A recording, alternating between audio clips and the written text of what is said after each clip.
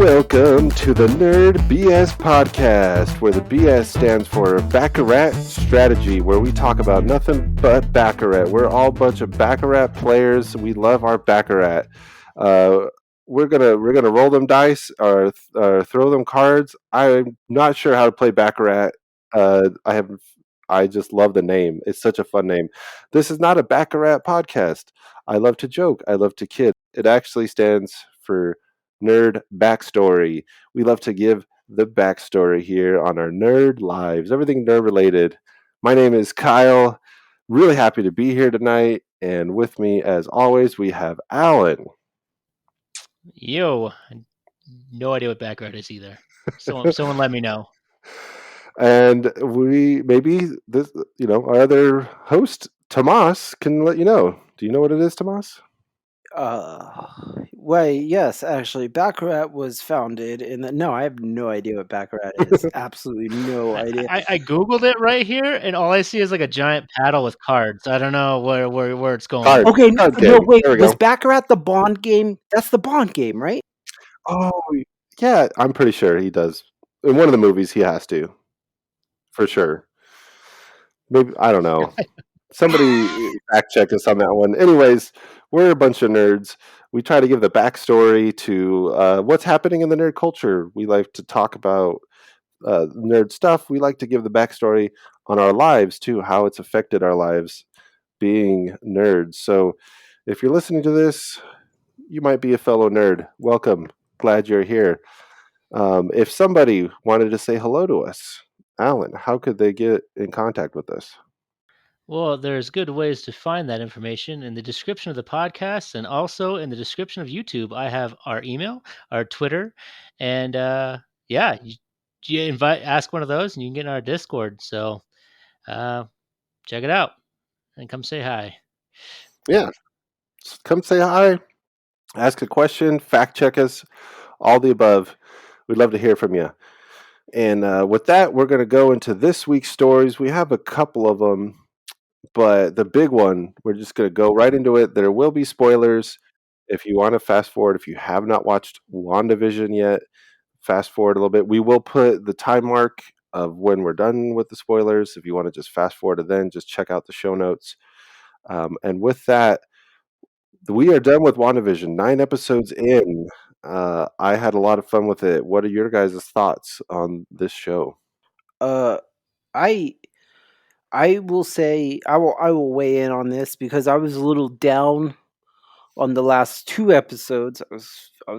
I know that Alan liked the last episode before the last episode. I'm gonna have to edit all that. Ago. But anyways, Better leave it in. Here we go. I was not really excited for the last 2 episodes, and the last episode though I felt really good.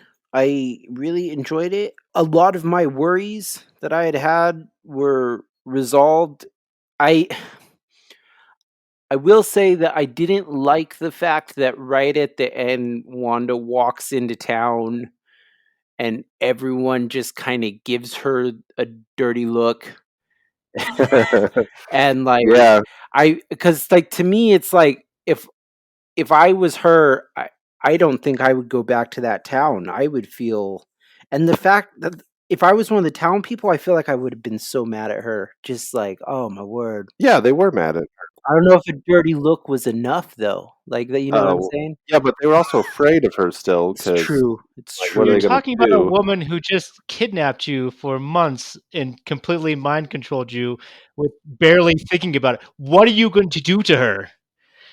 Like she psychically choked everybody just at like a whim. Like she just whined us a little bit and choked everyone around her. This woman, you're not doing anything to her. You got nothing. Yeah.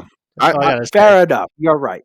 I like that she went back into town because it just showed that she was willing to face up to things at this point. You know, the whole show was her not dealing with reality and creating her own reality, and so she finally did, and that's why she did the walk of shame, so to speak. The main thing that I really loved about it, though, what I really, really loved about it was like what I had said earlier was my concern was, oh, they introduced a villain, so now Wanda's going to be forgiven for everything that she's done. And Right.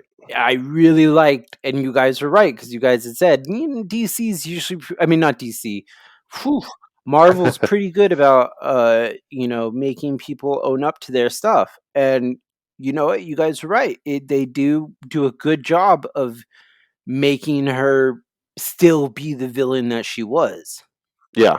Yeah, was thinking that too while I was watching it, and you're absolutely right. I was thinking about what you said, that you didn't want it to end that way, and I'm glad they Mhm. didn't. She ended up becoming a renegade in some regards, but there was a couple things I didn't like. Before I get into that, though, I loved that last episode. My goodness, that was a ton of fun. We got the vision on vision action. We got the witches fighting. We had the military finally make their way in. There was something else too, right? Like a third entity fighting, or am I mistaken? Man, there You was so much. had, what's her name? Photon, Yeah, right? Photon Against. was involved. Oh yeah, that's right. Yeah, she came up and stopped that was one thing I didn't like, was that guy just turned into the military guy, just started shooting at kids. Yeah. Like, He just okay, turned into a I mean, cartoon I know villain at he the was. end, which is weird. Mhm. Yeah, yeah, that was annoying. But all for the sake of showing Photon's powers and whatnot. I mean, so that wasn't a deal breaker Was for me. anyone else though a little disappointed with Quicksilver's character, who he ended up being? Yes, very much so. But again, not a deal breaker. Yeah, I mean, I'm wondering actually though if, well, I mean, this goes back to what Alan was saying earlier. I'm wondering if, because Wanda might be the, like we had said, like Alan had speculated, the birth of the mutants. I'm wondering now if he will actually be Quicksilver. Oh, that'd be cool. Do you think Disney is? I think Disney, if they did that, they'd be smart. Like, hey, you want to be Quicksilver for us? Well, so they didn't clarify, and maybe I missed it, but I don't feel like they clarified that where his speed powers came from, because he clearly had speed powers. I guess it was from Agatha. Yeah, yeah. So she has the ability to give super speed. Yeah, or something, because he was, what I was under the impression was he was some bloke who owned the house. Like he was some dude who owned the Yeah, house. yeah. They clarified who he was, but not exactly how the powers were granted. It was all just a creation by both Wanda and, well, this particular person was Agatha, but just like Wanda can create Vision out of nothing, also can create her children who have powers out of nothing. Agatha can use somebody who is already in the town and give them powers in this particular dimension that they've kind of created together. Well, really not together. Agatha's more invading it than anything else. Yeah, exactly right. But so why didn't she give herself super speed? 'Cause she didn't need it, I guess. There's definitely a lot of issues in that last episode. Oh yeah, they kind of opened the bag up. Yeah, it was I really What were your overall thoughts of it though? the last episode was fine. It's not that I didn't like it, but I felt it just became a Marvel movie. And I feel like this show was doing a lot of things that were very unique and really trying to actually get creative with the property. I mean, I love Marvel movies, but they have a lot of similar notes, and they always end with the big Marvel fight scene. And I feel like we got that, the big Marvel fight scene at the end, but did we need it? It just felt like it wasn't as necessary to have that. I feel like it could have ended in a different direction that would have been more interesting than just another large fight scene, personally. But I Yeah, I get what you're saying. I was really satisfied with the ending fight scene, because do expect it, when even if it's a show for Marvel, I expect there to be a big fight scene at the end. Now, if we're going to go into the things we don't like, I don't like how Vision, it just flew off. White Vision, whatever, it just flew off, and now he's alive again.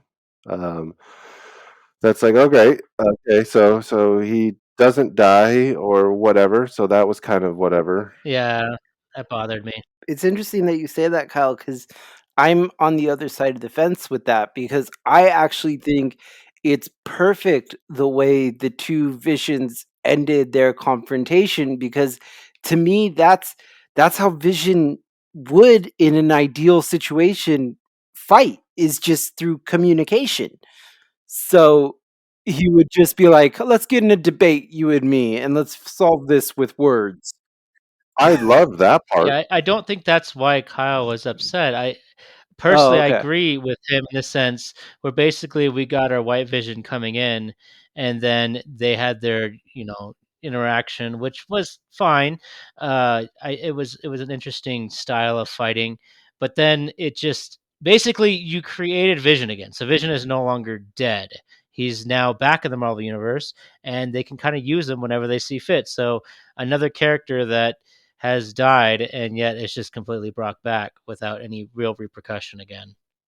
Yeah, I see what you're saying, and, like, when you say that with Vision and having him now just in Phase 4, but this does because they split after their debate, both having come to an understanding that the White Vision has come to an understanding that he's not the primary Vision, right? So he's now gonna be able to No, do his own thing, find his own life, make his own memories, like they ended their combat or confrontation with Vision literally implanting all of Vision's memories into him. He is now Vision, Or essentially. unlocking Yeah, or them, unlocking I them. thought. So he's unlocking is probably a better word. It's not that he convinced him of anything. He did at first, but then he turned it around into now he just basically turned Vision on the White Vision. That's uh Right. that's what I got. So, from what my guess is with Vision is that he will, he'll have his new costume, he'll have his new skin. He had to pay extra for the DLC to get that, and then he will, and like you were saying, Tomas, he's going to find his own way now because while he has those memories, he's not attached to them. Yeah, I of think. course. I think the bigger issue, though, for me, is that it's turning into Superman, and Yeah. they did this. Superman's died however many times, and then they did it in the movies, and it was just really lackluster how he came back, and it's like, all right, so there's not a lot of consequences. Hopefully, it's just with the android that they do this with, because I think too that they got scared when Iron Man and Captain America said, "Hey, we're done Mhm. with the movies." And they're like, "Oh shoot, we're losing top build characters. Let's not kill all of them." I feel like that's maybe what's Yeah, happening. to give them credit though, in this sense, even though it is kind of a lackluster way to do it, I mean, lackluster is probably too extreme, but at the same side, at least this is something from this is not exactly something they created. I mean, this is something that is from the comics. Vision does die. Vision does come back as Yes. White Vision. So this is something they're pulling from. It's not like, something they just made up to bring back Vision. This is something that existed. So it's definitely Yeah. No. Yeah, that's a good point. And they did that with Superman too. I'm just saying they did it in a lackluster way in the movies Oh, with yeah, Superman. yeah, of course. unless you guys watch the animated Superman Returns 2 set. I don't watch cartoons. DC. Oh, shut up. The DC animated universe is a whole nother subject, and it's fantastic. It's so good. Yeah. I agree with you, Kyle, in that the idea that it does become like a Superman thing, and then death doesn't seem like it has its consequences anymore. But what I'm hoping for, and what I think will be the ultimate way they go with it, is because he's not real, because he's an android. That's why he was able to come back. I'm really thinking that they're not going to start resurrecting Tony Stark as Right. Iron Man. They're not gonna start resurrecting man, I can't remember that. Chris Evans as Captain America, Chris Evans is already signed on to come back but not as Cap. as Cap. Something else, right? No, he's supposed to be coming back for Captain America. Well, like, for a flashback or something. We don't know yet. But yeah, he is supposed to be coming back in some regards. Unless they do a what if one-off movie where they're all zombies, and that would be That would be great. fun. Or unless they're trying to do something with, like, dare I say, the widow thing, where it doesn't really line up. Like, that would make sense. Oh, yeah, like a It's prequel. possible. Well, I don't think they're giving him his own movie, but there is talk that he's coming back in one of these spin-offs, potentially the one that's coming up next. Uh, but yeah, so I mean, yeah, it's fine. I don't really mind it that much. It is kind of annoying that it's not as lethal as we once thought, but at the same time, it does make sense in the grand scheme of things. Yeah. But what else in the episode though? Did you guys like? Okay, so I overall, like I said, I really liked it. I enjoyed the fights. I think everyone should watch the show. If you're, somehow listening to this and you don't care about spoilers, and you haven't watched it, go watch the show. It's really fun. And like Alan was saying, they did something very different while maintaining the big Marvel fight scene at the end. And a lot of people griped about those first few episodes that they didn't like them, but I really enjoyed them. The one thing I didn't like, Yeah. the biggest thing I didn't like, was when Agatha finally got Wanda and captured her, and they went through all her memories to figure out where her powers came from. I liked all that, but then she gave, like, as she was saying it, it bugged me. She said, "Oh yeah, I have these runes up that don't let you use your magic." I was like, "Why? Any Yeah. smart person would not. Don't tell them that she does, and she would have never figured it out." I like that. That's how Wanda defeated her at the end. Was that she made runes, but not that because Agatha just gave away the secrets. I get that people get cocky and sloppy, but to me, I just saw it happen. I was like, "Oh, that's going to come into play later." And of course, at the end, and the way it all happened was fun. I love that she turned the whole city into a rune, and then Wanda won. But and then like the torture thing she did where she trapped Agatha in there, that was clever. Like, oh, that is That that is was almost worse than dark. dying. Like that was really dark. Yeah, that was like I've been thinking back on it for a while, and that's a fate worse than death, Hmm. right there. There was something, I don't know if you guys noticed it, but I definitely did. There was something after she, like, was finished mourning the Scarlet Witch. There's something very disconnected about her now. She Mm. she Oh has yeah, a very kind of, I am I wouldn't say that she has a god complex, but she's close. Like, I really feel like she's this is close. where when you Oh, guys were talking about this earlier, how she did like the quote unquote walk of shame, is what you guys were saying. I disagreed. I actually felt that it wasn't a walk of shame. I actually was thinking more along the lines of uh, she just she's starting to think or not think, she's starting to know that she's above everybody else. Like she's starting to realize that nobody can do anything to her, so it doesn't matter if she goes back because what are they going to Yeah, do? yeah. So so I was more of like a, she just does what she wants now. It doesn't matter anymore. mm. Basically, the after credit scene, which I actually missed the first time through, and I actually had to go back and rewatch it. Uh, we get her in the middle of the woods and just kind of being by herself. And at first I was like, well, maybe that's like a cabin she got to. Actually, I thought it was Stark's cabin at first. It wasn't. It isn't at all. It's actually Wow. much smaller. Uh, but we did have that whole scene, and that whole scene was very interesting because you had her in the front living a different life, and then you had Yeah. Scarlet Witch in the back room Oh, the with the Doctor Doctor Strange Strange theme style. on, Yeah. which is pretty nuts.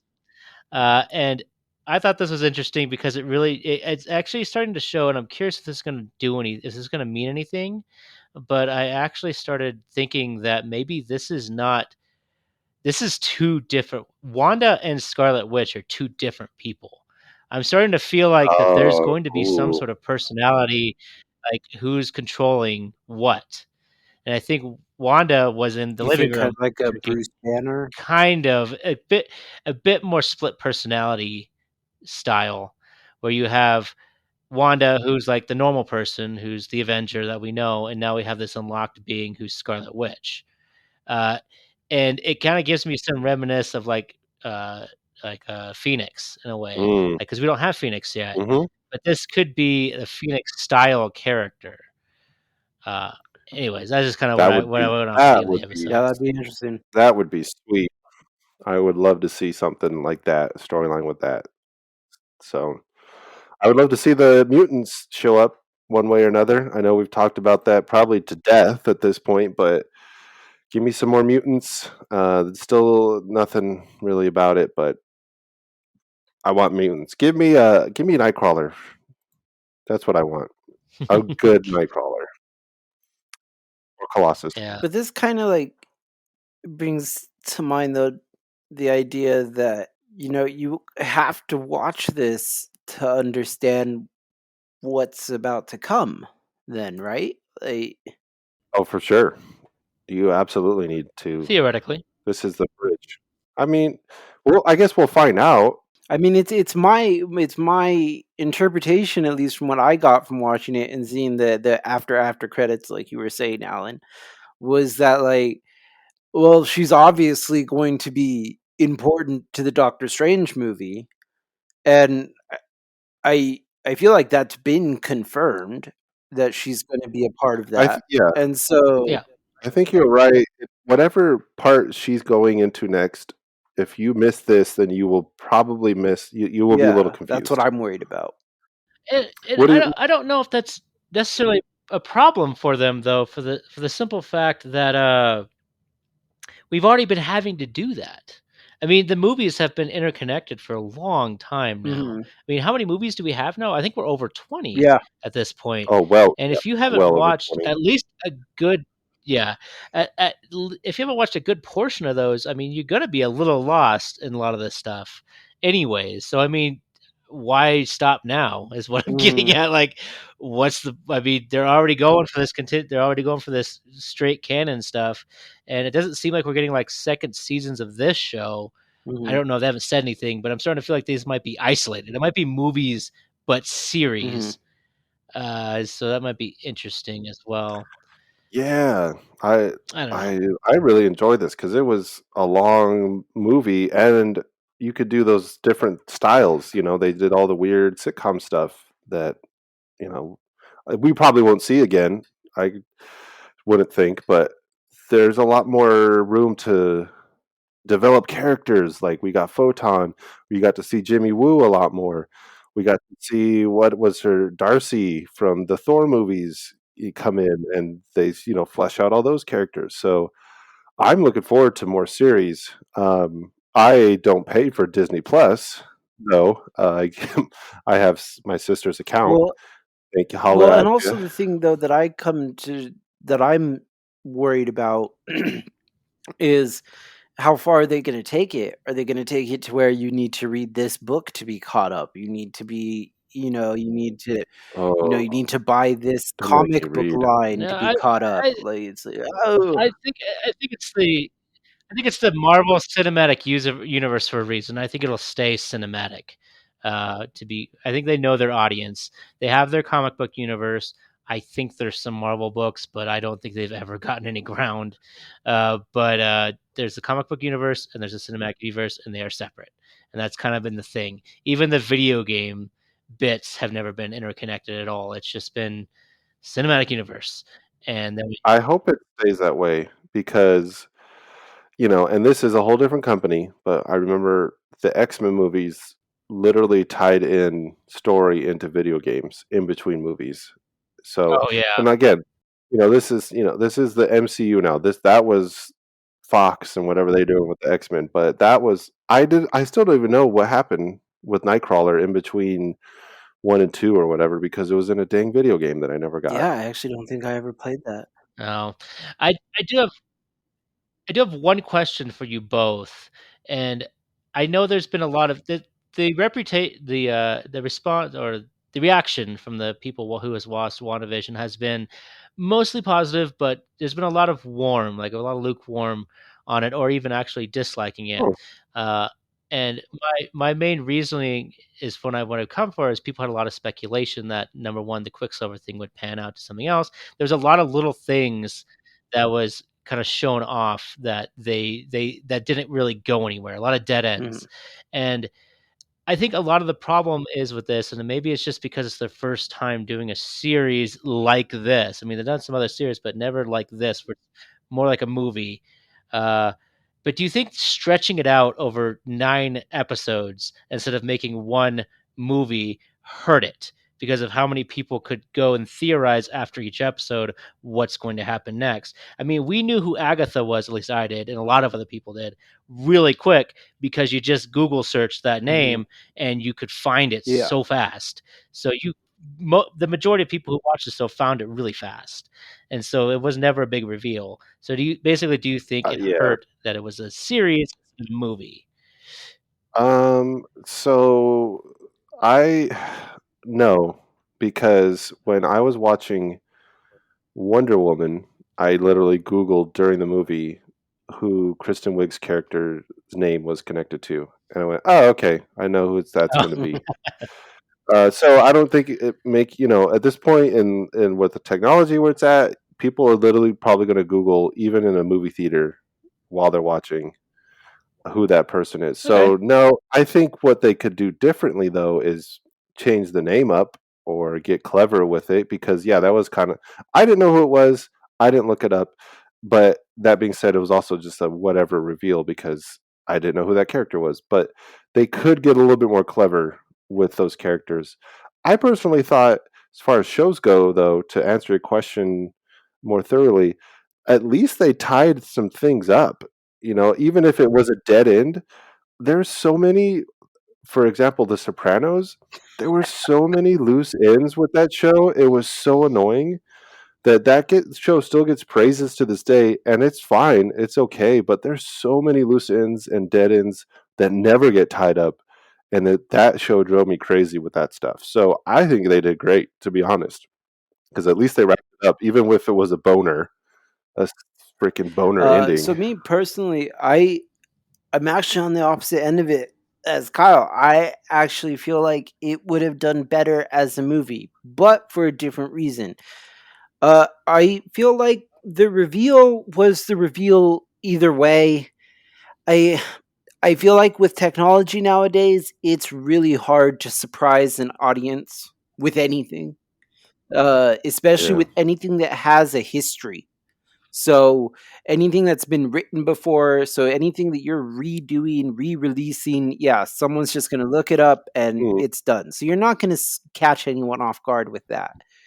But what I think hurt it and what I think would have made it better as a movie was, for me, I almost lost all interest in it after that one kind of bummer episode.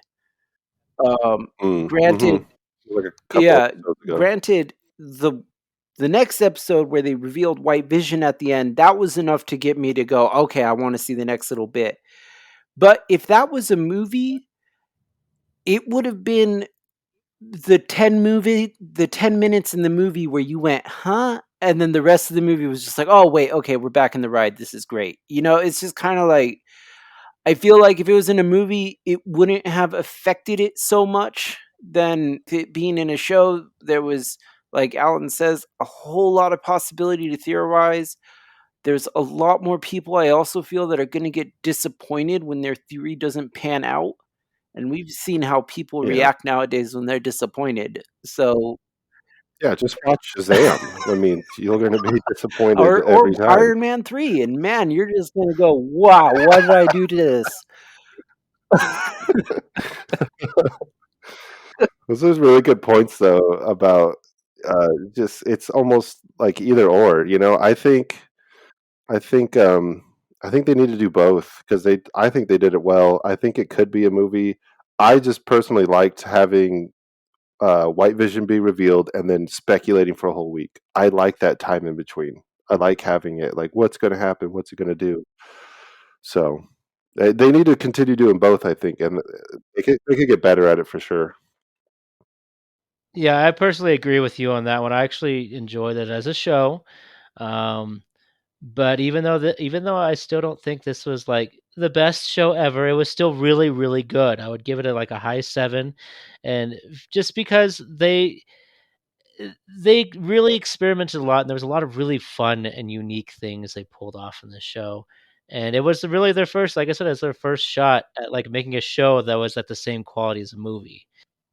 And and I'm really excited for Falcon and Winter Soldier because of that. Because not only is it another show by the same company and in the MCU, it is almost entirely different. It is not going to be the same style. It's going to be completely different.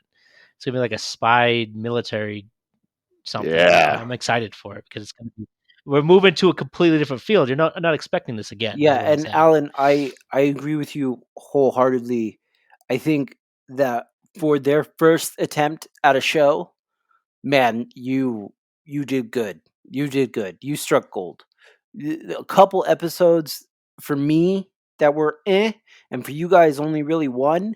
Like, I mean, come on, it's a great show, and I think that with a little more Uh, practice and a little more,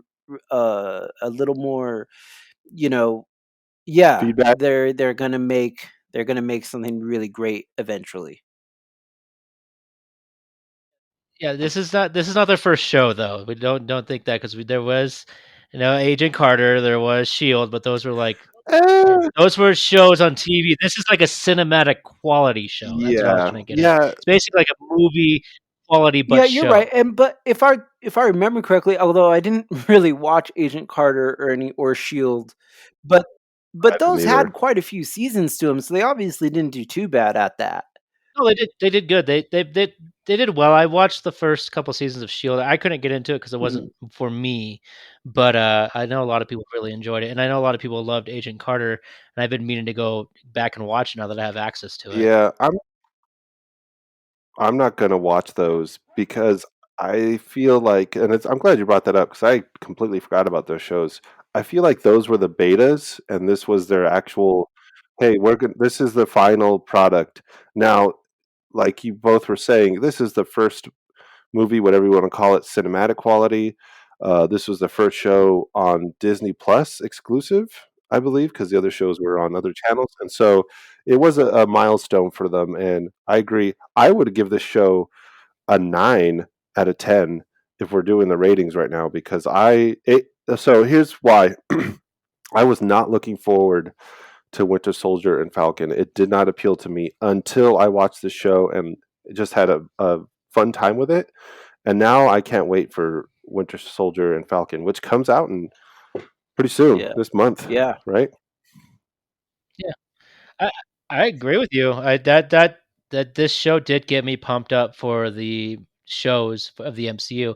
I was not very excited for it until WandaVision, and I gained curiosity, and now I'm just ready for Yeah, more. for So I me agree with you on that personally, one. I feel like I was actually always kind of excited for Falcon and Soldier.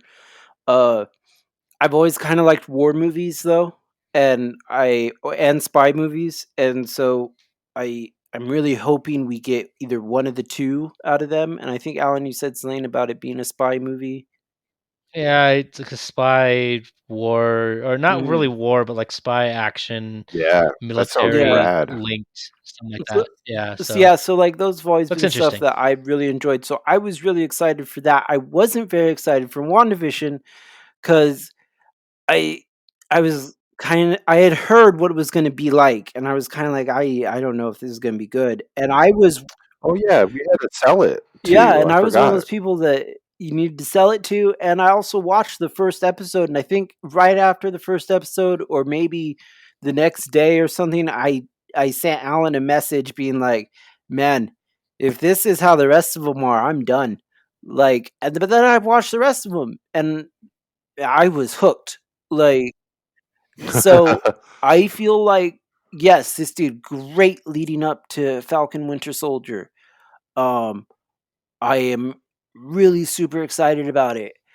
but at the same time, I am kind of really, really frustrated because I've heard that Doctor Strange doesn't come out till next year, which means it's going to be a whole nother Yeah. year before Yeah. I get to understand what the heck is going on with Wanda.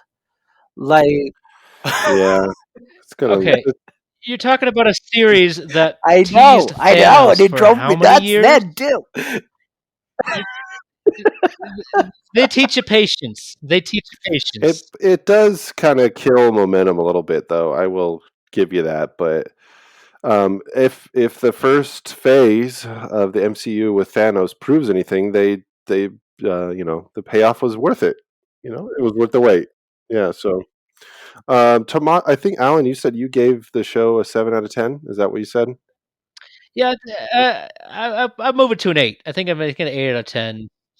Because it was a high 7, and I know we don't No, like our you don't like our no, don't do decimals, that. so I guess I Yeah, got to just go pick one. 8. So So, I what about would you, Tomas? say it was about uh 8.3, 8. Oh, No point. Get the no, points no, out of I'm here. with Alan. It was an 8. It was definitely an 8. Okay. Uh, the I was like, the 2 really? episodes were really what dropped it from 100% because I liked every other episode that much. Like 10 out of 10, 10 out of 10, 10 out of 10. Those 2 episodes, yeah. But the next one, 10 out of 10, so really 8 out of 10 for me. So, I mean, I think if Disney is still doing a free trial, Netflix style, yeah. you could potentially watch Mandalorian, WandaVision, a couple of the Pixar movies, all within a couple weeks, and Watch not even. Soul. That's a great one. Yeah, watch Soul. Yeah, it's a good one. It'll get you crying for sure. On that note, though, uh, uh, there was something we want to talk about going into Phase 4 of the Marvel Cinematic Universe. So the Thanos phase is done, or whatever. Is it Phase 4? Is it Phase? Yes, Phase 4 is coming up. Yeah, the one coming up is Oh, Phase okay. 4, And yeah. so Black Widow would be the next one in line, but that one's only coming to theaters. So how do you guys feel about that? What and is that one still technically Phase 3? Because I Oh, think did it get it's pushed? before she Was it just pushed died? back? I have no idea. I'm very Uh, confused what if it's, like, 3 or I don't know 4, I either. don't know. Because timeline-wise, it would be 3, right? Because Well, it's before Infinity War. timeline-wise, it'd be before. Let me see. It would be so. If you're looking at it chronologically, it would be Captain America, uh, Captain Marvel, Widow, Iron Oh, it's Man. that far back? Yeah, because this is about her being in the Red Room, and then she goes back. So it's doing both. It's talking about when she was in the Red Room, and then she goes back there. I don't know what the Red Room is. Is that It's the it's Shining? where she was trained, right? The I mean, so it's still technically in Phase 3, then it's just talking about a flashback. But is it a flashback or is the movie itself based? I have no idea, I haven't seen it. Okay, we'll find out, I guess. We'll find out. Anyways, all right. Moving on. If you're, kicking back on with us, spoilers are over. We're going to move back over to the DC universe. I recently watched a couple Batman movies. I cracked open that Blu-ray pack I got, which has, I forgot, too many Batman movies, a ton of Batman movies. A couple I've seen, a couple I've never seen. So I started with Batman Year One, which, that makes sense, right? Start with the beginning. And have you guys seen this one? I know, Tomas, you Yes. bring up these Batman movies. I'm pretty sure everyone I Think bring up so. you will have seen. Um, Batman Year One is almost a Commissioner Gordon backstory more than Batman, in my opinion. It was a heavy Commissioner Gordon, which was cool. I just didn't, I expected to see a little bit more Batman. The thing I loved about it was that it was Cranston. Bryan Cranston did the voice for Commissioner, Hmm. a young Commissioner, and it was really good. It was a fun Commissioner Gordon movie. That's what it was. It was dark. and it was his beginning with Batman, Yeah. so to speak. It was really heavy on that. If I can just say something really quick Yeah. here too, because I've of course talked about Batman many a time, and yes, You're the resident expert for sure. I love Year One, and just watching it, I don't know how many people know this, but just Year One was one of the Frank Miller editions, and I feel like you can just feel the mood by watching it. You get that it's almost the same as reading that Year One, that first Year One. Yeah. I love the way that DC animated universe does their movies. I just don't know why their live action just can't. Yeah, can't connect the bridge there. Yeah, I mean, the animated movies are really fun. I didn't realize that Commissioner Gordon had an affair with the other detective. Like, it really just shined. It was that's why again, it was a Commissioner Gordon origin stories to me, with Batman on the side. Yeah, well, if you haven't, I don't know how much you've ever picked up on this, but have you ever met his wife in any of the comics or movies? She's not a big character. I guess she's there. She's hardly ever written in. That's because most of the time, Barbara, who Barbara is named after, Yeah. most of the time Barbara is either Commissioner Gordon is either a widower Mm. or he's had an affair and they've split up. But they stay together in this one. She Yeah, stuck around. they stick around for. She sticks around until Barbara is essentially old enough, and then she moves back. They did a whole comic series on it, Yeah, and I bet they did. Batman's trying to like help Batgirl through it. Oh. Like, yeah, That's cool. Yeah, I like that story. I really liked it. But it was a dark, it was gritty, especially for animated. I would not recommend it for kids. But the other Batman movie, which I just picked on a whim, just because it sounded cool, was Batman Ninja, which is, man, the complete opposite of Batman Year One as far as voice acting, animation, the story, every like you guys are. yeah. The story's wild, It isn't is it? wild, and I watched it in Japanese because I can't really do dubbed stuff if I can avoid it. Hmm. It's not a deal breaker, but if it has the original Japanese audio, I always go with that because that's the way it was intended to be watched. And so I watch it with those voices, and it's an anime. It's Yeah, a Batman anime, which I to mean me, the yeah, houses turn into like mechs they and stuff. turned into Transformers. Yeah, they turned into Gundams, dude. In feudal Japan. Yeah, Oh my gosh! And I was watching it with my fiance, and I was like, how did they have this it, technology in feudal Japan? I love the movie. But yeah, like it could have stayed like a little bit more. They time travel in it, right? So that's already a stretch. But if they could have just stayed with that story without the mechs, it could have been a way different story, a little bit more You serious. know what it honestly kind of reminded me of? Just like a shred until you get to the mechs, and then once you get to the mechs, it's It's its own all kind of over, yeah.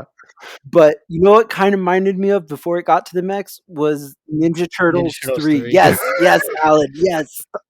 That's when you were explaining it, I was like, so it's Ninja Turtles 3 with mechs and Yeah, Batman. Yes, that's All right. exactly what it is. But yes. I mean, the animation is I think it's CGI. It's very beautiful and it's very well done, and the fight scenes are fantastic. It's like I said, if you enjoy Japanese style animation, I've said this in a Yeah, you did, previous yeah, podcast. If you enjoy it, man, and if you enjoy Asian, especially Japanese style of storytelling, this is a show for you. yeah. I mean, a movie for you. You will love it. But me, liking more Western style animation and more Western style movies, I was kind of like, I was watching it with my fiance, and she was like, "So, do you want this one for your birthday?" And I was like, I I don't I don't think know. so." Yeah. I mean, so are you guys familiar with the term "jumping the shark" on for TV shows? Yeah. This to me, Mhm. if you put this movie in a vacuum, when the houses, so Alan, you haven't seen this, right? You just yeah. No. So the how there's each one of the villains. They all go back in time. They each take over a piece of Japan, and they build these giant komodos or towers. I'm not sure what they're called, but they call them houses, and they end up turning into transformers and fighting each other. So, like you were saying, Tomas, everything up to that point was just awesome, and super fun. And then it was like, all right, you jump the shark. You're having mechs. You're having these robots fight each other. But I still thought it was fun. It just went in a direction I would not have taken it. And the thing that I thought was interesting is that they made the Joker even more creepy. Like the Japanese have that, that style and that dark, twisted. There's always something more going on in their characters, and they did Joker really well. Yeah, yeah. Joker is definitely way more. It's just his attitude is somehow more creepy. Yeah. It's just everything about him is, yeah, and that was really good. And yeah, don't get me wrong, it's good. It's just, do not go into it going like this is a Batman movie. Yeah, it's not Go year into it one. going, this is its own thing. This. This isn't a Batman anime, and if you know anything about anime, it's over the top. So that's that's how I'll finish that one. So if you ever get a chance, Alan, if it's on that, whatever the DC's streaming, I think it might be on the HBO Max because I think a lot of the old, as long as they're like 6 months old, I think they go on HBO Max now. it's worth a watch. And Yeah. it's So not it's not as dark as year one, so you could probably watch it with Mhm. Skylar. Um, Yeah, my favorite Elseworld has to be the Gaslight, Batman by you're Gaslight. saying that. I guess that's my next one then, Yeah, because I got but 50 more to watch or something. but Batman Ninja was definitely fun. I don't know if I could sit down though and watch it again, but I could sit down and watch Gaslight again. I will definitely watch Ninja again at some point because it's just so gorgeous the way they animated it. And then there's that part where they go but they it got a little confusing. Where the animation changed and they had to find the Joker again, and I was literally saying out loud, "Please don't let this be the rest of the movie in this animation." It's beautiful, but it wasn't good, as high quality. So, anyways, it's a fun movie. I'll watch it again one day. And so let's switch gears again. Let's change it up. Let's get into video games. And today's a very special day, apparently, because it's I don't even know why. Why is it so what? It's March 10. What's so special about March Yeah, what's 10? so special? so we are recording this a little early because of reasons, but today is March 10th, and March 10th is MAR10, which kind of looks like Mario, so it's kind of become Mario Day, just like May the 4th. It's the same style where it's like May the 4th has kind of become Star Wars Day, even though it really has no real significance with that whatever it's representing. But yeah, so it's March 10th, so it's a Mario Day technically. So I threw it on here because I thought it'd be fun if we can. Mario's an old character, and I think we've 35. all experienced him in some way or the other. So Wait, So I'm as old maybe as we Mario. all have special. Oh my jeez, gosh. I am Yeah, too, man. yeah, he is. Yeah, you guys are a bunch of old I hoagies. I'm know. over here, young Look buck. you youngin' and your fresh legs. Only what, So, 34, 33? I don't even know anymore. dude, Something no, like it that. seriously, it gets like that after a point. Like the other day, my fiance had to remind me how old I was. I was like, I'm 33, 34. She's like, no, I, 35. when I get asked at the, it rarely happens, but every once in a while I get asked at the grocery store, and I have to think about it for a second. It's like, what does that card say I just gave you? Because that'll have it. That's accurate. But so my question is, because it's March 10th, are we gonna have to do the rest of the podcast like this? Because it's Just you. God, I can't do that for that long. It's Just you. offensive. But anyways, No, it's not offensive at all. No, It was I poorly anyway. done. It was terrible, but it wasn't offensive. It's a new Mario. I guess I can start this off. Move us away from Tomas's accent career that's already stumbling. Voice acting. It's over before it began. Uh, but I think we can all talk about our favorite most memorable moments in Mario. Oh, At least, personally for myself, I think I've talked about it a little bit in Mario 64. That's always been kind of like my favorite Mario game nostalgically. But I think if I actually thought about it closer, I think I actually enjoy playing Super Mario 3 the most on Nintendo, and actually probably the one on GBA because it looks a little better. But that one really? I replayed a couple of years back, and I remember really enjoying it. Mario 3 is like really, really, really tight and really fun, and it's just like a more traditional Mario game. And I think I really enjoy it. So that's the one I definitely go back to, probably even more than Mario 64, just because it's functionally, I think it's a better game. Yeah, I guess recently for me was complete or not completing, but getting all the moons on Mario Odyssey was a really fun moment. Even though you just get a picture, I'm kind of I mean, I guess there is a ton of unlockables in that game, like costume wise, so you just get those throughout, but just getting all the moons was very satisfying, especially that gauntlet at the end.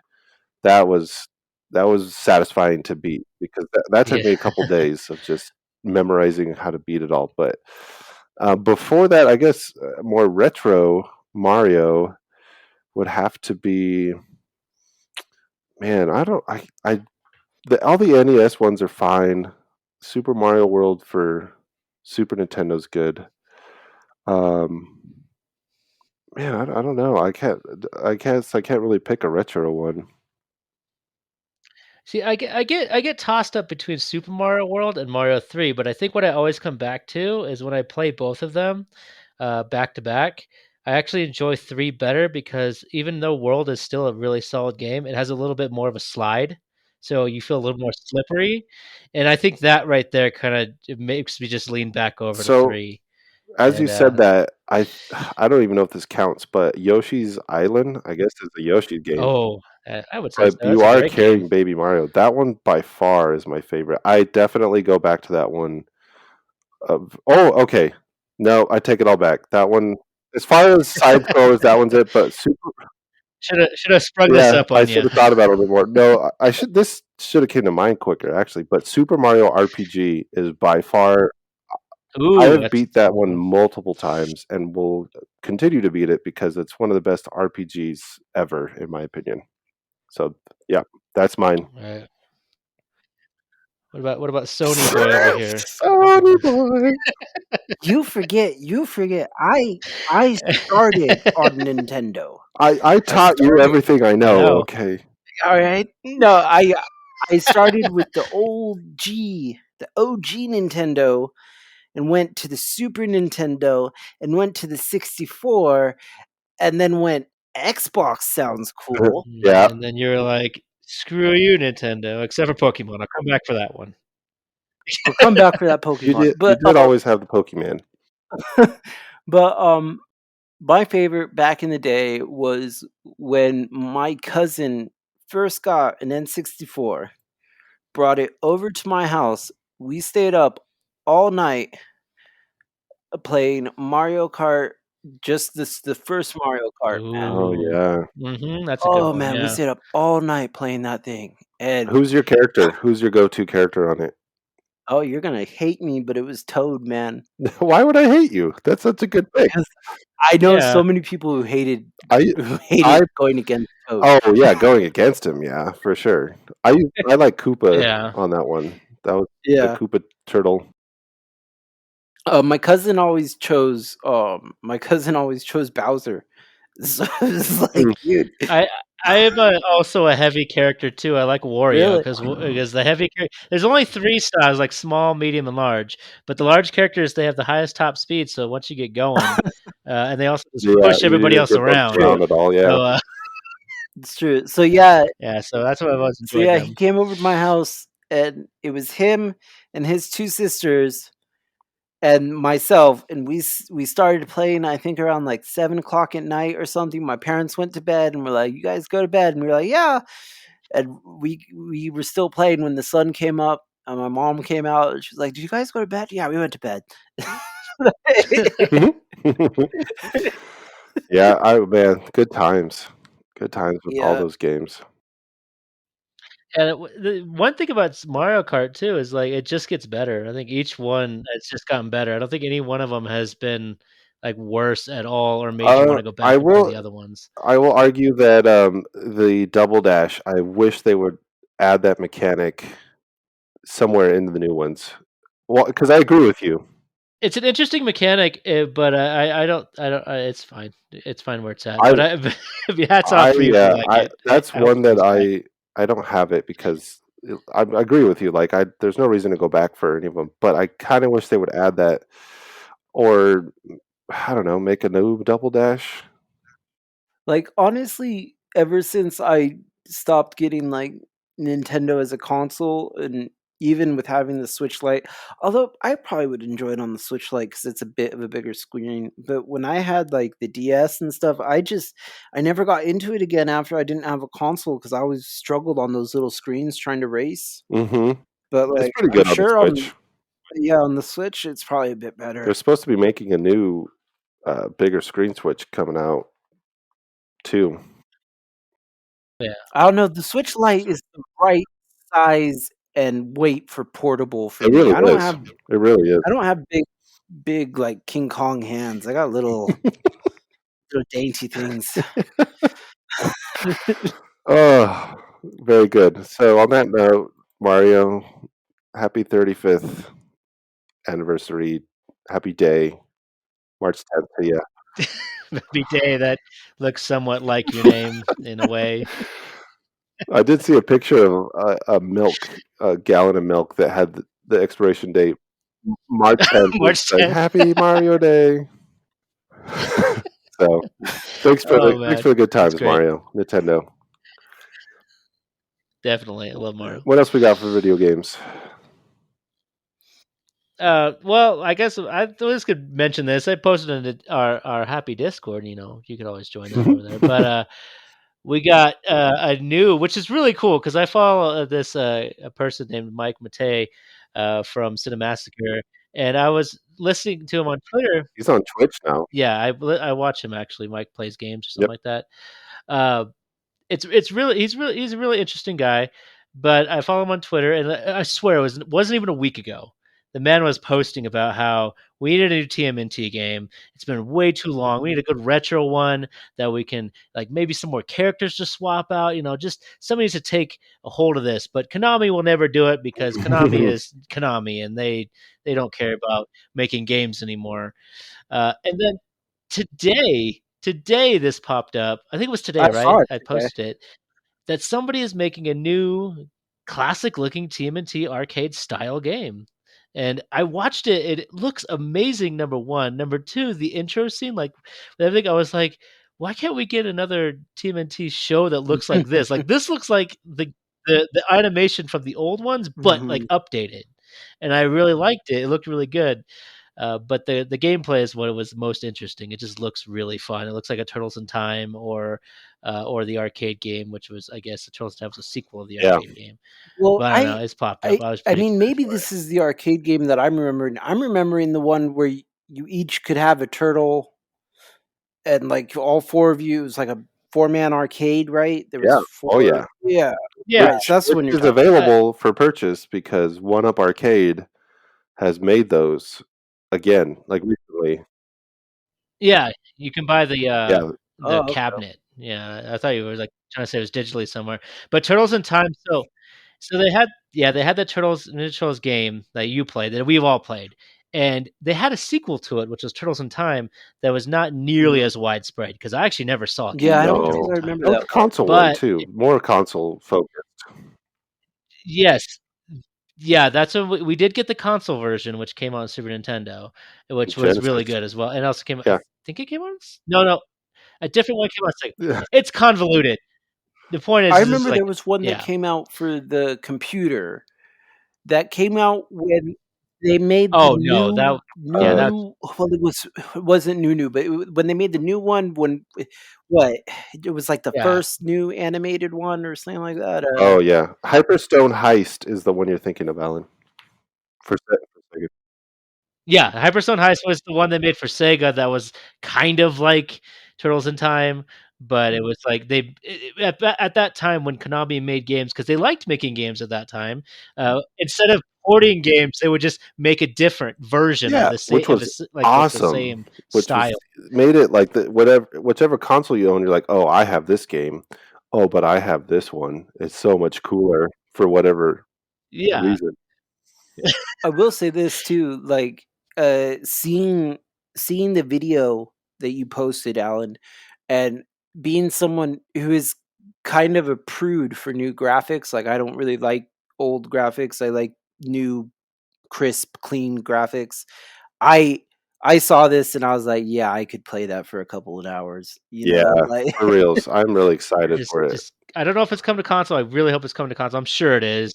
It It says is. console, cool, and Yeah. all I could say is give me online multiplayer for just give Oh, yes, please. yes, Let please, me get like 4 yeah. people online, and we could just bash our heads against yes. these villains for a couple Yeah. hours, because that's pretty much all you can stand with the beat 'em up style. You get a couple hours in, and you're like, "Alright, I Mhm. can step back now for a bit." But still, if we could do a couple hours of just beating up some, what were those things called? The little chompers? Oh, the robots Yeah, thing? Yeah. Yeah, Mousers. no. Yeah. Yeah, that way I don't have to go to Smite and play through like a pseudo Oh skin god. version of the turtles. I couldn't get yeah, I couldn't get back in for that. I tried. Once we had that lovely experience where that guy was screaming at me through chat Oh, and I didn't even know how to pull chat up. I was done. Yeah, I remember Alan was like, "Yeah, I'm really sorry, Kyle," and you were like, "What? For What what?" happened? Yeah. I had a good time. Oh, it was just terrible. But anyways, but yeah, it just looks awesome. So I hope it comes out relatively soon. That'd be nice. Yeah, I hope so too. I would love a fun new Turtles game yeah. because it's true. When was the last good Turtles game? I can't think of it. Turtles in Time. I'm still trying to unlock because I think it's Turtles in Time that you can unlock. It's one of those turtle games, arcade games. You can unlock it on the original Xbox game but there's the third Turtles game. Now Uh-huh. that game in itself is not good, but the fact that you can unlock the arcade game in it is the reason I have it, and I I can't get through it to unlock it. That's sad. Like I gotta do this. They even remade Turtles in Time on Xbox Live. I don't think you can find it anymore, but even that one No, didn't turn out well. Apparently, I had some really bad reception, which is why it ended up disappearing, which is again sad. Just weird. Yeah, it's just Yeah, so hopefully this is a redemption yeah, song for yeah. Turtles I hope so. I really and do. a half shell. just let me play as April O'Neil, and What? Are you serious? I don't know, it's just somebody else. It'd be nice. I mean, that's It's all Casey about Jones. Casey, Casey Jones would be Yeah, dude, cool, Casey. or Splitter would be cool, but I think we need to get Splitter. April O'Neil. We Raph, Raph and gotta get I Casey. mean, if it ties into the old show, there's about a million characters they oh could throw in goodness, there. yeah. I had Oh, what was that? What was the metal one's name? oh yeah, that metal Donatello one. Mhm. I forgot his name, but that would be dope. Yeah, I remember that one because yeah, Donnie makes them. Yep, Yeah, because he's the smart one. it is amazing how resourceful those turtles are, man. Oh yeah, Living in a sewer and able to make those kind of things. Like I it's mean the just Michael Bay ones are fantastic, I right? actually okay. That, that was, Yeah, it we're was going down. We're going down it this looked hole. good. It was a good movie. I mean, for a Turtles movie, it was fine. I actually enjoyed it. okay.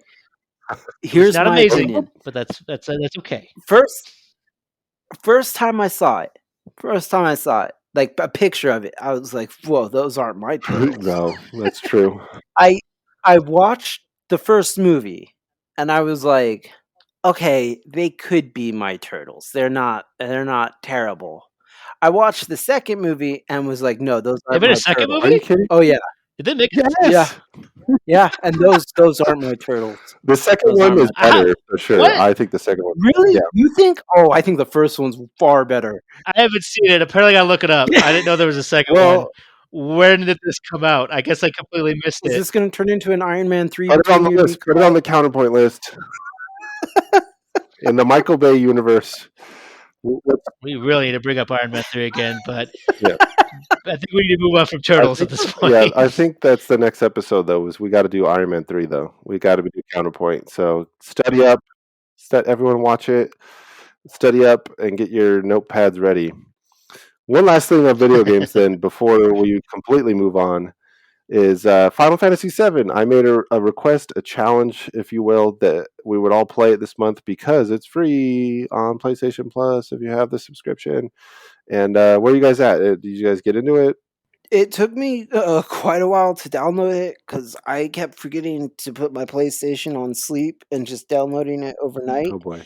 So I always downloaded it while I was doing something else. Oh. But I have finally finished it, so I am ready to hit start. So you gotta tuck your PlayStation in every night and put it to sleep. You gotta read a story. This is when your PlayStation gives you problems and stays up all night Yeah, right. notifying us that you're online. It doesn't Yeah, proper, that's true. doesn't get put to bed. That's why it does that to me, Yep. just because it wants. It's like I'll get my revenge. So I had a similar problem, Tomas. It said it was 85 gigs, but when I first downloaded it, it said 13. So it downloaded it in two parts because I'm assuming the first part was just the demo that you download. And when I played it, so what I did is I left it on. I left mine on, and it has a timer. So once it's done downloading, it goes to sleep. And so the next day I played the game, got through. So I had played the demo when it came out, whatever, a year ago. And I got through the same exact part, and it says, "Oh, we got to finish installing. Check back later, punk." And I go, and it's like, "Oh yeah, we have about 60 more gigs to download, so you're gonna be here for a while." And the thing I did was, I was like, "Well, it's already midnight." I wanted to keep going. Was the cool thing? I was like, "Oh, I can't wait to get past the part I already beat before," and I liked it better the second time around I played it. But it said it had, like, I'm not exaggerating, it had 40 hours left to download. Oh, And God. then I got my 50-foot Ethernet cord and plugged it in to the internet, and Yeah, it you gotta said, "Oh, plug it in. it has 30 minutes." It seriously went from 40 hours to 30 minutes. Wow, maybe I should just plug mine in instead of Wi-Fi in it. I've been telling you that the wireless card on the PS4 is complete crap. I mean, it'll connect It's you, awful. but it is terrible. There's a reason why they noted in the PS5 that there is a better wireless card. Like they made sure to I note that it's a good one now. I understand now. In the new PS4 though that they put out, the new one that I got, I thought The they Pro. upgraded the wireless. No, that was like one of the few things they didn't upgrade. You just got the wireless card's about the same. You got a lot of graphical upgrades, and I don't know about processor upgrades, but yeah, the wireless card was not something they upgraded. So connecting it physically is going to get your best bet for Well, that downloading. makes a whole lot more sense. Yeah, it's Yeah, 40 hours to 30 minutes. there. That's because that's what I did. I always, because I don't have very good internet, so I always take it to my in-laws. My brother-in-law Eric usually hooks me up, and I hook up to hit directly to his router, and it's like 20 minutes. It's really fast. So I had no problem downloading it. Yeah, that's nice. I played it. I did play it finally. Well, finally, because I did the demo as well. Finally. Well, I finally got it because I actually really enjoyed the demo and I really want to play it, but I didn't want to buy it because Yeah, I was, thought you were making a like, pun. I want the complete edition. Yeah. Oh, yeah, that's a good one. I should have made Yeah, that pun. I yeah. wish I did now. It was completely lost. I know it's too far gone. Yeah, you're putting me out of my train of thought now. But anyways, I played a long time ago. I I was know. waiting for a Good. compressed edition where you get like all the parts together, and that's what I wanted. Right. But now it looks like we're not getting a PS4, so we're going to get that PS5. But they gave it away for free, so I'm really happy to get to finally start it. My history with it is, unlike Kyle, who's beaten it, Yes. I got past the first disc, and that's where I got past the big moment, which I won't say because I don't know if it's in this game, and I don't know if it's matter. If you search Final Fantasy, I'm sure you'll find it right away. But the big moment, I think everybody knows what I'm talking From what I heard is that this is, I think, disc one. I want to say that this about. because Isn't they it the really entirety of fleshed disc it out. one? I feel like a friend of mine told me that it's not even the whole of disc 1. Oh That's what I wow. heard. Like Jeez. it's like half of disc It- 1 or like Yeah, I've heard it's just the city. I've heard it's just Midgar. Like once you leave, like leaving Midgar is around wow. the end. 'Cause that's what I understood, but I could be That's wrong, and pretty I'll be much. surprised. I'll be happy if it's not, if it's But actually more than that. yeah, that is what he said, Alan. Now that you've said that, the memory came back clearer. Yeah, he said that the first disc is just Midgard. that's going to be a big game when it's all said and done. That's a They said lot. 3. I swear they said 3 parts. Yeah, maybe they'll speed it up then. Because I mean, disc three wasn't a lot from what I remember. It wasn't a ton at the end there. It's just PS1 couldn't handle it. Yeah. The one Final Fantasy I did play was, and I actually can't remember what number it was, but it's the one where there was like a blitz ball or something like. Final 10 Fantasy Okay, 10. so that's one I played. with a with t- I've been Titus. saying his name wrong apparently. I always pronounce it Titus, Yeah, but Titus. it's supposed to be said differently. I don't know. I've I always don't called him know. Titus. Titus. And Titus. What are you playing in there, son? This is Titus. Uh, That one's a good one too. I actually own I own the several copies of that on different consoles. I never finished that one, but that was the only one I ever played. yeah, I've almost beat that one, but I've never finished it. But I haven't finished it entirely because actually, when I was borrowing it from a friend, and they wanted it back like before I could finish it, and so I got like really close to the end, and then they took it back, and I never got it back to finish it off. But anyways, um, You can borrow one of mine. I have 3 copies, I think. I actually have it for PS4, so I got to the slums, which is like the main city in the underplace, which you'll see it all when you get there, Tomas. But I actually was having a lot of fun with it. There was some weird little texture issues I started noticing, but only in that area, which I'm not sure if it's on purpose, but I know the door was bugging me because like I went into this building and I saw the door, and like the door looked like it never fully loaded. Like you could just it just looked like it was a little fuzzy compared to everything else. It was really weird. Uh, I was having a lot of fun with it. I actually did it on the classic mode because I know what the demo originally I did it on the regular mode, so I wanted to try out the classic, and I was enjoying it. It's interesting. I it was kind of weird because when I was doing combat, uh, it took a second to register that the character would like actually run out. Like he would start blocking Yeah, first, and then once he clicked over, he'd actually go fight. It was really weird. So I actually found that if I ran over and smacked them a couple times, it would like start him start him off, and then he would keep going. I was like, all right, I guess that's what I'll have to do. Uh, I really liked the. There's a minor thing that I saw that I wanted to point out. The materia system. I really like that it shows up on the weapons. I'm not sure if it shows up on the armor yet because I mm, haven't gotten any more materia. But I noticed that in the sword, you have one materia in there, which is your fire, and then later on they give you a cure materia. And when I put it in there, that's when I noticed it that they were both in there. And so I took it out yeah, just to check, and yeah, it registers it in there so you can see it. So you could see, and it's the color of the material you put in there too. It seems like. So I'm really that's awesome. curious, like how that's gonna. Yeah, and it was on Brett. Brent. Uh, Barrett? Barrett. There we go. That was his name. It's on Barrett's gun as well. I noticed that because after I saw it on the Cloud sword, I looked over at Barrett's gun, and I was like, right there too. He's got it as well. So yeah, it's interesting. So I've been having a lot of fun with it. I like the voice acting. It's very over the top, as it should be. Yeah, it's good though. Yeah, it's good, but it's like anime almost in a sense where it's like really everything is really exaggerated. Cloud's I don't remember Cloud being such a dick, but I Oh, guess he I was.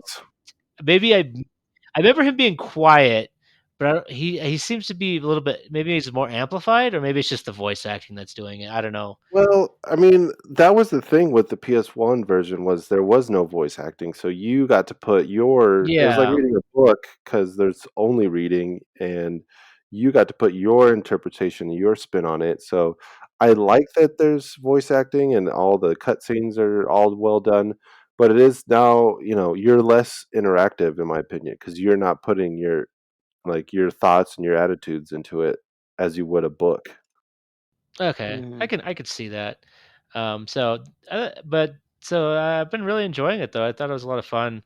It was really interesting to explore the areas now, and the world looks entirely different. Like because of the limitations Uh, of the PS so One, I don't know what I was thinking. It also felt less lived in. It felt more like an apocalypse in the PS One version. Maybe that was just my interpretation while playing Midgar. that's true. It really did. uh, No, no, I felt the same thing. So in this one, it was like there's people everywhere and they're all talking, and you could definitely tell it's taking a lot of things from Final Fantasy 15 though. I don't know if you guys played that one, but like a lot of the voice acting and even wandering around it, I'm really feeling that 15 vibe because I beat that one. I platinumed that one actually. Really? Wow. That one is really good too. Oh, So I'm excited to see where it goes. I have not played 15. I recommend it. It's really fun, and you can get it for really cheap too. It's a lot more open world, and it's Oh, I own it. yeah. If you like Kingdom Hearts style combat, which this one takes that combat from 15 and modifies it slightly, and 15 kind of takes combat from Kingdom Hearts and then modifies it and makes it a little more elaborate. Yeah. So I love Kingdom Hearts, so it all just kind of clicks with me pretty easily. But I've been digging it. I'm digging it, obviously. I've been digging it. It's a little bit cleaner, the combat. Yes. Uh, I could see where you're yes, it coming does seem from so. with the Kingdom Hearts vibes, but yeah, like I said, I liked it better now that I know what to expect because I played the demo. Because when I first played the demo, I was a little disappointed because I really just wanted the turn-based combat in a fancy graphic style. Hmm. With the Final Fantasy 15 graphics is what I wanted. Which apparently there's a mobile game coming out that will be just that, and we'll see. We'll see what happens Huh. with that. But I am excited for it this time around. I'm looking for the combat is crisp, and you could still pause the fighting to do your ultimate moves and all that. So I like that. Yeah, it definitely feels like the classic mode is not. I knew it was there, but I never tried it before. But I know you said before that it's not the same, and I totally 100% agree with you because it feels more like the game's just playing itself, and you're just adding some command prompts into it, and that's not turn based. I did easy mode, and I liked it better this time. I'm probably gonna switch back to the normal mode though, than sticking classic. But yeah, but there's actually some questions I have for you, but I'm not gonna bring it up now because you're not there yet. But there's some things that happen, and I'm like, wait, did this happen? I don't remember this. What is going on? So I'm gonna hopefully you remember at all. They've added more. We need to get our expert David in here. That's who I would literally text him when I played the original. Oh goodness, yeah, So maybe we'll bring him. Maybe we'll I bring him remember. on. Yeah, David played a lot. All right, next podcast, Tomas will have finished downloading it, but installing it is another question. So we'll go from there. Um, we have one more thing we're going to do. This is our soapbox. This podcast, Alan and I have soapboxes, and then Tomas has forfeited his time for us to do a quiz, and I got the quiz ready to go. So we'll end with the quiz.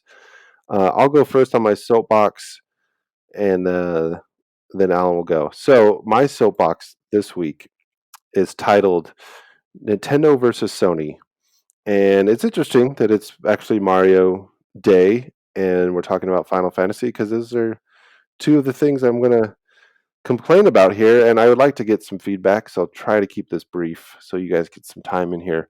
But I am going to go back to the topic we talked about, I think, last podcast with Skyward Sword coming out for Nintendo. And I think I'm going to pass on it. I honestly think I'm not going to get that game, which is unheard of for me with the Zelda series. And the reason is I I think it's too expensive. And then especially with Sony releasing the Final Fantasy VII Remake, which is a full-blown remade game of a classic game that they have available. They release it on their subscription service as just part of the yearly subscription. To me, is just a point away from Nintendo and a point for me going to Sony. And I'm a Nintendo boy. I'm a Nintendo fanboy. I have the Mario Shrine. I just I mean, if Zelda had a couple other games attached to it, if it was a full blown remake, I mean, we got Sony giving out a game that's a year old, full, a complete remake of Final Fantasy VII, a year old, part of subscription service, and then you got Nintendo on the other end saying, "Well, we're going to charge you $60 for a game that's been up-resed." It's just and you can have your feelings. My opinion is I can't do it. I can't do it anymore. I bought I bought 3D World again. I bought the Mario All Stars, and I was fine with those things, but I can't do it for Skyward Sword. Maybe I'll get it used for cheaper, or eventually down the road buy it if it's on sale. But I think I'm going to pass. I agree with you in that sense. I wasn't planning on getting it. I'm getting the Joy Cons because they look really nice, and I haven't got a Joy Con in a long time, and I'm crossing my fingers that they won't be broken or go start drifting. But I know my son's going to get it anyways, so if he gets it, I'll just play it that way if I decide to. But I agree with you because in a sense, that it probably should have been cheaper, and I don't really want to buy it because it's not cheaper. And I mean, yeah, I play most of my games on Sony on PS4 as well. And the main reason is because of the ecosystem is much better. It's much more fun to play online games on Yeah, that platform, and there's more games to play online on that platform. So I use my Switch for Nintendo games. That's and some indie stuff, but I don't really use it for a lot of the main things. I use that for my Sony. So I agree with you in that sense. yeah. Sony's got my Yeah, I mean, Yeah. I was Xbox for a while too. Like either one of those, really.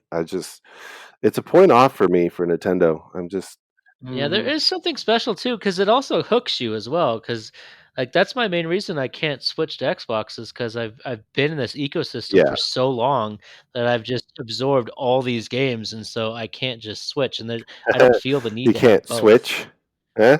Get it? Yeah, I Huh? can't switch.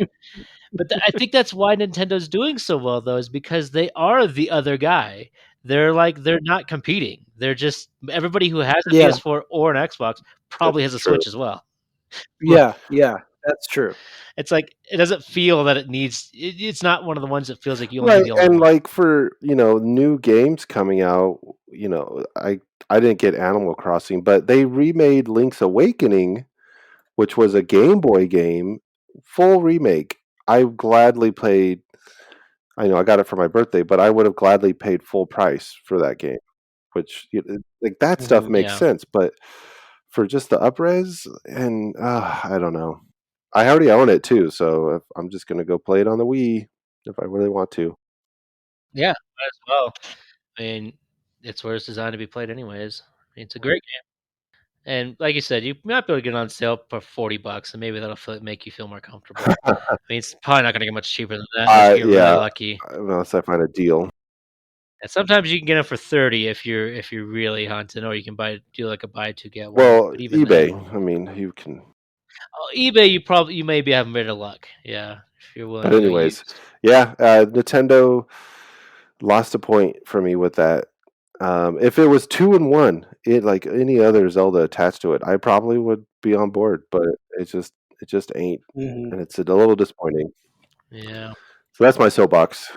Alan, you're up.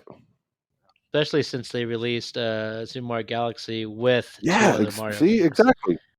Totally fine with that. Totally fine with that.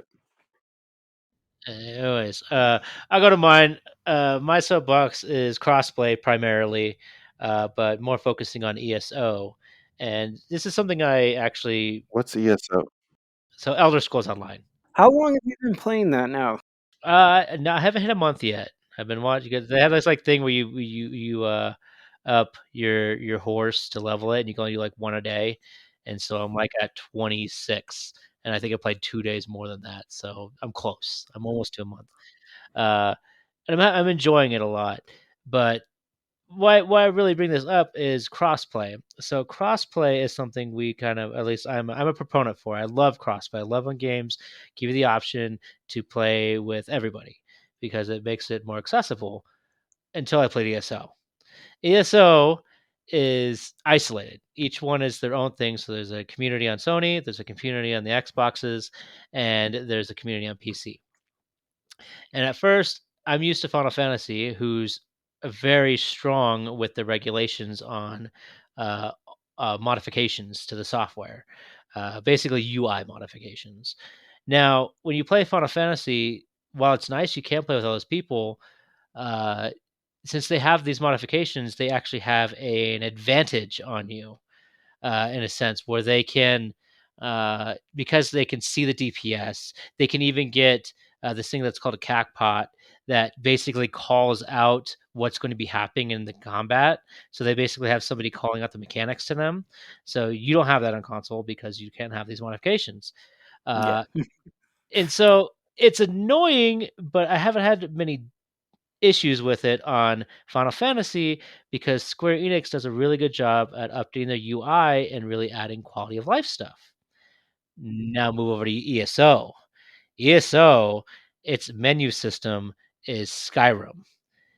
Do you know Skyrim's menu system? That is probably one of the worst parts about Skyrim is their menu system. It is clunky. It is really hard to get through stuff, and you're constantly shuffling through menus. It's it's not a fun thing.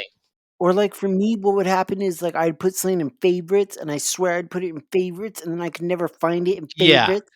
They don't even have favorites. They don't even have that. So we don't even get that lovely little feature, that wasn't that great to begin with. But Yeah. but, but anyways, what I'm getting at is now you get these modifications that the PC users are having for the ESO game. Now they can basically re-alter the UI. They can do all this other stuff that the ESO, the people who I think it's ZeniMax is the company that updates their system, they're not doing this type of quality of life stuff. They're not upgrading the UI. They're not adding things that make it a little easier to play the game and a little more manageable. So it started to frustrate me because I was like, I would like crossplay, but now I don't want crossplay because if we had crossplay, they would have all these advantages over anybody else Mm, who's playing the game. And also, ESO takes advantage of the systems in place on the PlayStation UI. So it really got to me this position. And the reason I started thinking about this is one of my good friends that I met on Final Fantasy, Connor. We play a lot of games together, but he started trying to play with us, but he was playing on a standard PlayStation. And because ZeniMax has not polished this game as much as Final Fantasy, it kind of chugs on a base PS4. Like if you get too much stuff on the screen, he was saying he was going down to like 15 frames a second. And I was sitting there like, so it's that unoptimized as well. So not only would PC players have the advantage of all their tech, but even a core PS4 can barely play the game. Needless to say, he went back to play on PC. But the point is I'm making is this kind of there's now a specific situation that I can point to where I don't think mm. it needs crossplay. Where it's like Mhm. this is the situation where crossplay is actually bad because it would really make it difficult for PS4 players to PvP, to be called out in raids and stuff because of whatever, and also literally have slowdown. I mean, when he said that, that was nuts because my wife plays Final Fantasy on on a standard PS4 and has no issues. So, and the games look the same. Like graphically, I would actually argue that Final Fantasy does look better uh, than this game. I mean, Square Enix knows what they're doing, but it's like it's just frustrating. And this is the first time I've had an issue where crossplay has been like, okay, this is not an option. Like we should not do this. I do love ESO, but there's a lot of things you gotta. I swear I told my buddy this Echoes. I think he listens to this sometimes, so shout out to him if he does. But I tell him like every day when we play together, I'm like every day I come up with something new that I wish they would just fix or change. Because I'm like, if you just altered this little thing, it would just make my life a little bit better while playing this game. Well, now that it's in Microsoft's hands, do you think anything like that will change? Do you think it will improve at all? I doubt it. I mean, it's just a weird situation. I just don't think Mm. Microsoft has that type of hold over them that they're gonna even force that issue because why? Because unlike Final Fantasy and WoW, who release expansions every 2 years, Elder Scrolls releases an expansion every year. They're pumping out content. So there's a ton of content, but that just Mm. goes to show you that if they're doing that, there's no way they're going to be going back and fixing a lot of Mhm. old stuff. They're not fixing all the bugs. But they have a Crown Store, which is in-game money. They have, they have loot boxes essentially for cosmetic stuff, and they have a subscription service for $15 a month. That is optional, but it adds so much convenience of life stuff that if you're going to play the game, you might as well do it. So we calculated up when we looked it up. I think that it said there was around 15 million people subscribed to that game. I just think about that for a second, not including buying the expansions, not including the Crown Store. I mean, that game should be they should be polishing the crap out of that game, but they're not. Uh, like they got the money is what I'm getting. Kind of like the theme of a lot of what we've been talking about, where if Yeah, it's making money, don't if it ain't broke. Well, in this case, if it is broke, but it's making money, then don't fix it. yeah, and this is a fully voice acted MMO too. That's the crazy part. It's actually really fun in that regard. There's a lot of really good stuff about it. Obviously, I keep playing it. So the whole time you've been talking about this, I've been imagining the Viva La Dirt guys from YouTube that do all the videos. I think I shared a couple of video with the Epic NPC man and all that. Oh yeah, yeah, yeah. Okay, I just imagine that's kind of what you're playing, yeah, and all they do videos with glitches and stuff too. So it's like, oh, that's probably what's going on. I love the one where like the house is on fire. yeah, yeah, Yeah, yeah. And then the fisherman comes over, Yeah. yeah. just repairs it. Yeah, I just discovered those guys, and apparently they've been doing it for years. So I'm catching up. They also do just a shout out to them real quick because it is really funny and it's worth watching. They also do a D&D one that they're only like 20 minutes. Oh, They're only like 20-minute long. Not even that. They're like 10-minute long episodes and they're just great. They're really yeah. good. And they play it like they're characters that know they're in a game. So they're Uh-huh. totally meta gaming through the whole thing, but it's great because, like, even though they're Yeah. metaing, they can't do anything to fix anything that's happening. I would check that out. That's awesome. I'll check that out for sure. All right. Well, that was my tangent. So I think I'm off my soapbox now. So Alright, well, let's do this, Quizmaster. Yeah, let's finish off the episode with the quiz. So, simple. If you Tomas versus Alan quiz. There will be. I have 28 questions here. It will go quick. You will get a point if you answer correctly. I will give you a bonus point if you want to, if you get the publisher correct as well. So here's how the game is played. I will start with Tomas since this is his soapbox time and that he's giving up. And the quiz is: was this video game made in Japan or in the West? It's that simple. You have a 50-50 shot of getting it right, but I will give you a bonus point if you want to guess the publisher. You'll have a time limit on that. Quick So, question: if I can't guess the publisher, does Alan get a shot at my guess or no? no, All right. no. So it's your question, your try. The next one will be for Alan. It will be his question, his try. I mean, if he wants to say it for fun, he can, but for he won't fun get a he can, point. but I don't need him grabbing my points because I know he's good. Yeah, no stealing points in this one. Just straightforward. It's your Any draw. other questions? We good? Sorry, go ahead. Yes. What? All right, Tomas, you're first. Was this game developed in Japan or the West? And the game is Metal Gear Solid. West. Do you want to guess the publisher? Oh wait, no, Metal Gear Solid. Dang it! I already said my answer. You did already say it. It was. Oh man, Yeah. I actually You should got know 5 this. seconds for the publishers.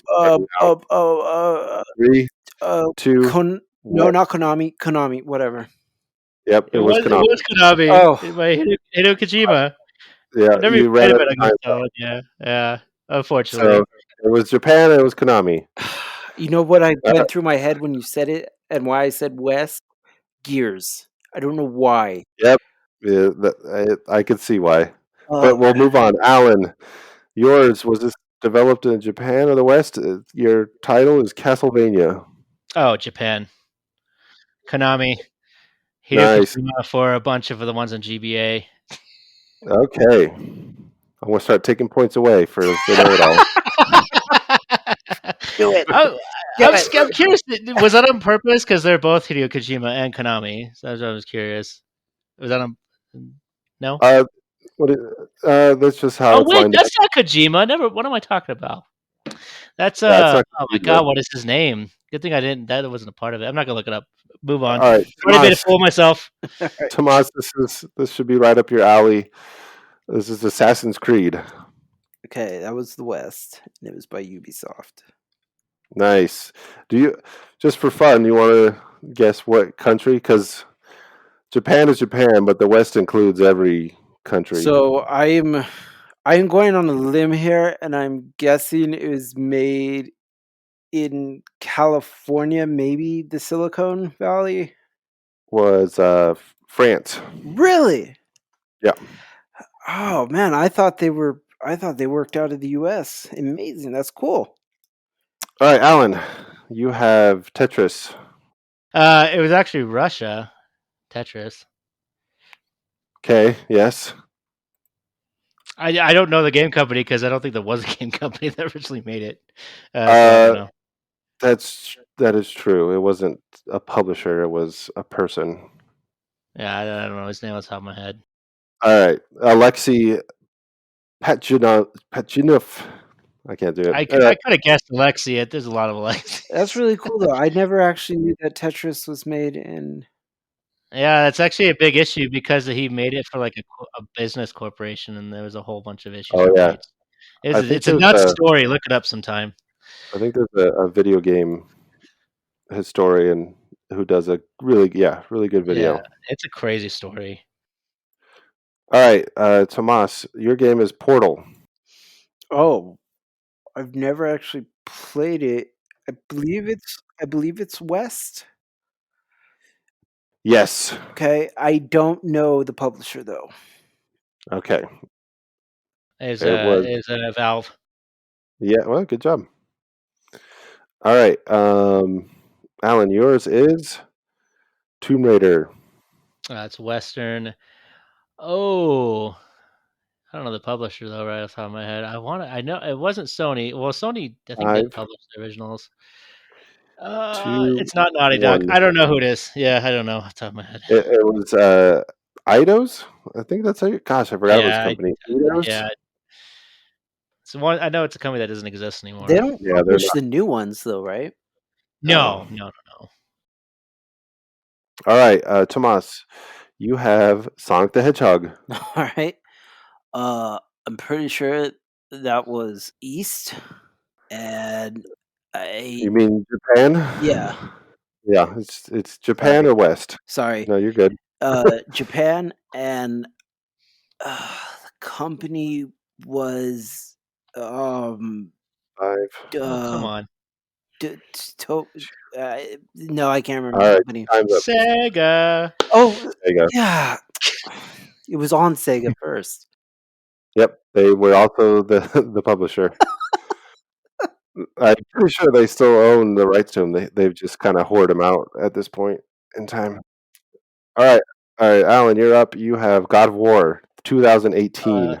That's definitely an American game Western. But I don't know the publisher. I know the publisher. I just don't. I know the publisher is Sony, but I don't know the developer. Top of my I'll head. give you that one since Tetris, because it is Sony Interactive Entertainment, but it's specifically Santa Monica Studios. Oh, yes, yeah, I didn't know that. I've actually only played like one God of War game, and I didn't even get very far. So I'll give that one to you, especially since Tetris was a tricky one. Yeah. So right now the score is 6-4, and we got about 15. Well, you know what? We'll do 10 questions left. All right. All right, Tomas, you're up. You have Half-Life. Half-Life is West. Yep. But I can see the freaking game logo in my head, but I can't remember what it was. So no, I forfeit. I can see the logo, but I can't remember what it was called. Valve. Valve. It was Valve. Yeah, Portal. that's All right, Alan. Here's a layup for you. Legend of Zelda. Damn. All right. Japan. Nintendo. Very good. Tomas. yes. Final Fantasy. Okay, well that was Japan. Yep. And it was by Square Enix, or There you go. so this was okay. Good. I wasn't sure if they had become Square Enix by then. Yeah, technically he's right because the original Final Fantasy was just Square. That's true. But yeah, I was going to give it to him. I was just wondering if. Yeah, I know. Sweet. All right, Alan. The Sims. Oh, that's Maxis, and it's a Western studio. Okay, I'll give it to you. It does. This one says East. I mean, not East. EA. But yeah. Oh, that's EA is the publisher. Yeah, Max is the developer. So we're going for publisher. Here. Oh, we are going for publisher. Oh, that makes it a lot easier. Sorry. I'll give you that one. All right. Here's a layup for you, Tomas. Super Mario Bros.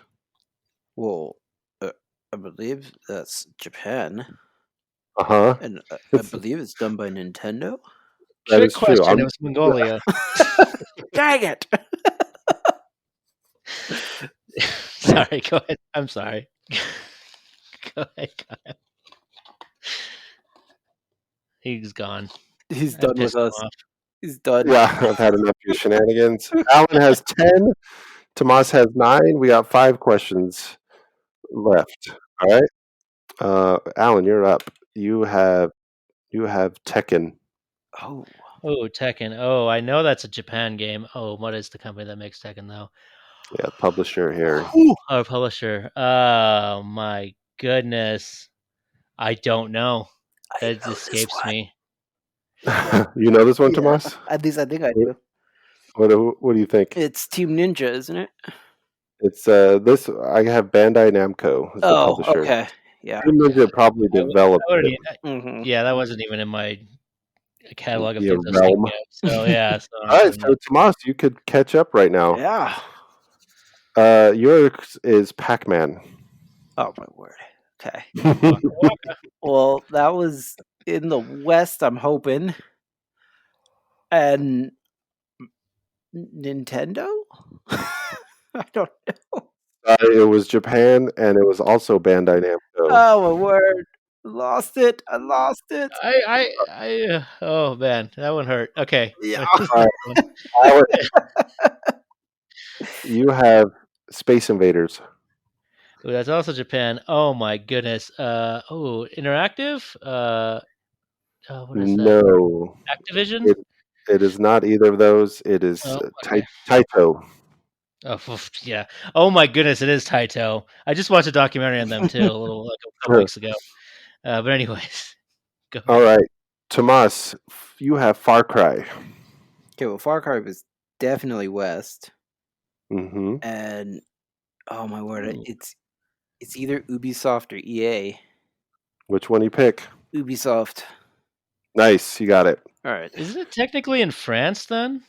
Yeah. Isn't it Ubisoft in France, not in the US? But it was just West or Japan. Yeah, so for just this quiz, considered West?